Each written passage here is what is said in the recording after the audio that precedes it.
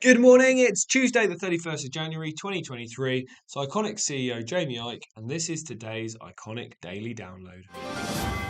Well, some more interesting stories for you today that have come in overnight. This one here from the BBC. UK is the only major economy to shrink in 2023, that's according to the IMF. The UK economy will shrink and perform worse than any other advanced economy as the cost of living standards continue to hit households. Sorry, the cost of living continues to hit households, I should say. Chancellor Jeremy Hunt said the UK has outperformed many forecasts, apparently. However, it's predicted that across the world, the UK will emerge as the main and only suffering economy, declining through the year. I mean, who could have seen that coming? Who could have seen that coming, that you lock the entire country down, you shut businesses, you stop people earning a living, you put the cost of living up so high, you don't put any kind of support in place really that actually helps anyone, you don't put any tariffs or taxes on the energy companies, you let them name their price. People are going to be spending less, people's salaries are going to be going less.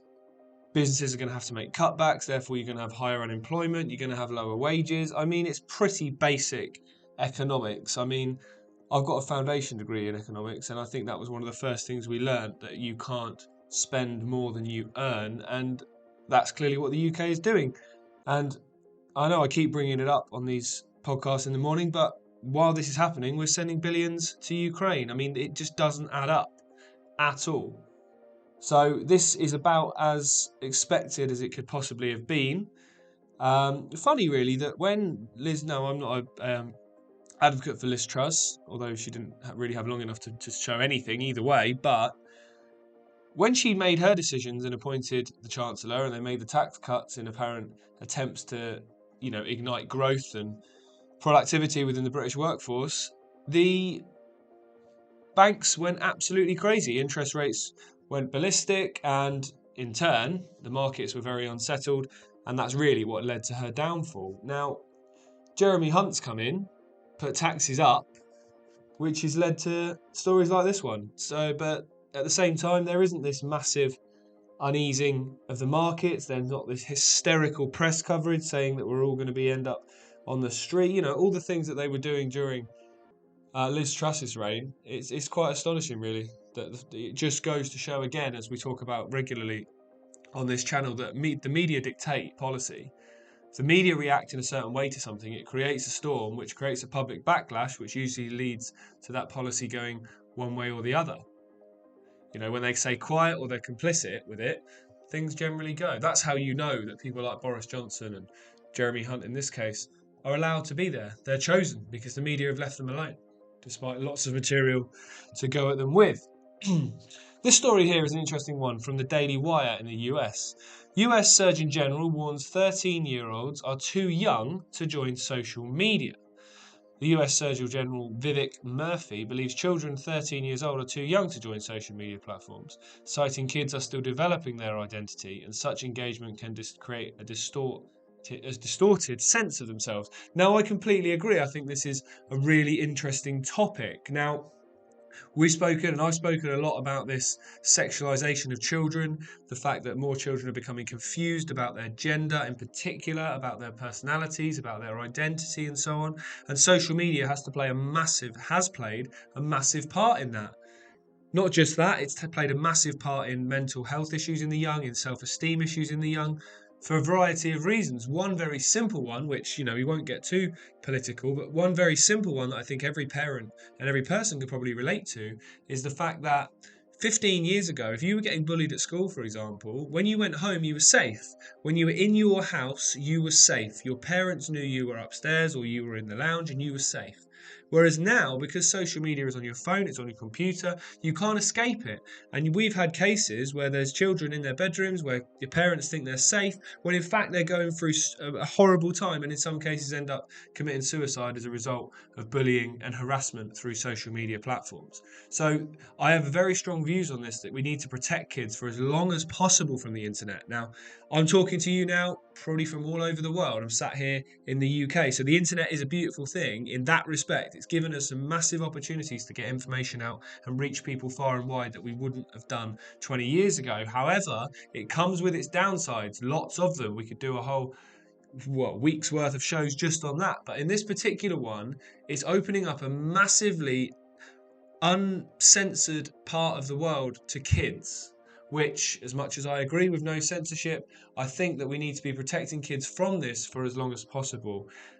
And this is a story that I find quite interesting, and hopefully this person who's in quite a high position here in the US will actually follow through on this. This is an interesting article. This is from Tommy Holgate here on Ickonic, and this is a little bit more of a softer piece. Why is it okay to call me a health freak is the name of the article. Now, this is something I find quite interesting as somebody who is a big passionate person about health, as is Tommy. Now, just to quote the article here, he said, if I'm stood at the bus stop eating a bag of kale, that's somehow scandalous. Now, it's quite an interesting point, because if you were stood at a bus stop eating some kale, then you probably would be stared at. But if you're sat there drinking a Coke, a Lucozade, and chomping down some crisps, you're not going to be. Yet one is doing something for your body, is going to give you some nutrition. The other is just basically poison that's going to make you more overweight, more unhealthy, and less productive. It feels strange that as a society, we've leaned more towards the fact that being unhealthy is acceptable.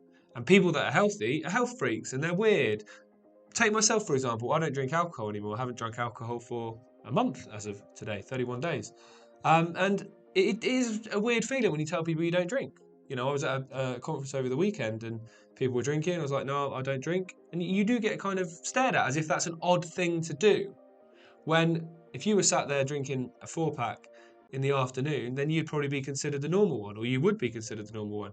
I find it quite strange that as a society we lean more towards unhealthy than healthy in terms of what's more socially acceptable. And as far as I'm concerned, that's not a great way to be going, and that's part of the reason that we are heading more and more and more and more towards an unhealthy and more obese, overweight society. It's quite simple, really. If you make unhealthy food cool, you make unhealthy food cheap, which we know they are doing, you make it more easily accessible, then you're going to lead a population to more poor choices in terms of diet.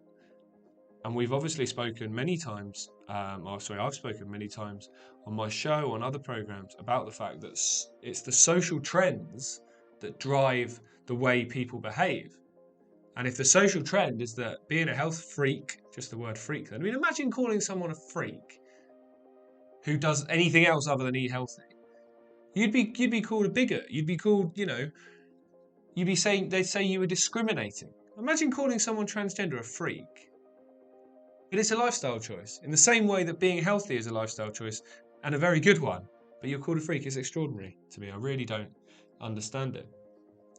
Sticking on the subject of health, now this is a story again which I find quite interesting. I know a little bit about this because a friend of mine has been through quite a dark experience involving them. This is here in the UK. Health Minister to consider black box warnings of cancer linked to breast implants. Now, Maria Caulfield pledged to examine the suggestions for the UK to follow a US style and issue stronger warnings. Calls for the government to put warnings about the cancer risk linked to breast implants will be considered by the government. Now, this is an interesting one because most people think that breast implants are just something that you stick in and they make your life better. They give you more self-esteem and they solve all your problems in some cases. But there is a massive health risk associated with them, not just cancer, but other health risks as well.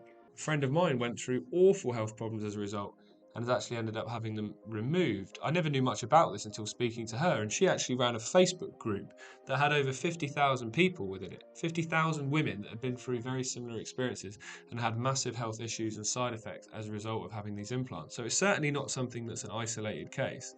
It's something that clearly is a bit more widespread. So I find that quite interesting and quite positive that that's being discussed.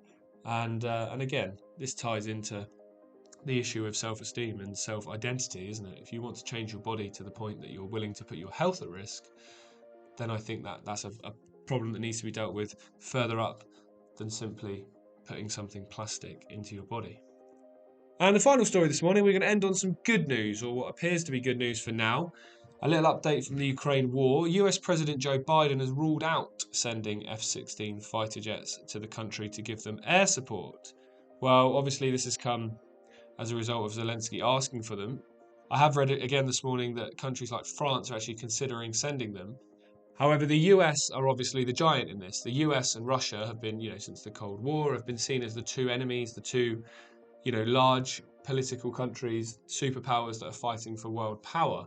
So if the US were to send weapons to Ukraine on such a scale as F-16 fighter jets, then I think Russia would find that very difficult to ignore, and that would take the conflict and escalate it up to another level from where it is today. So the fact that Joe Biden, or sorry, I should say the people that are really running the Biden administration, have decided today to not send them, they may change their mind, and they probably will, because they want to escalate this conflict.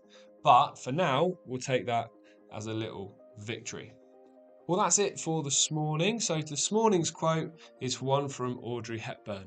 Nothing is impossible. The word itself says possible. And I completely agree. Personal responsibility. Believe, stand up for what you believe in, and you'll get somewhere in whatever it is you're choosing to pursue. That's it for this morning's show. I'll be back with you again tomorrow. Have a fantastic day, everybody. Bye for now.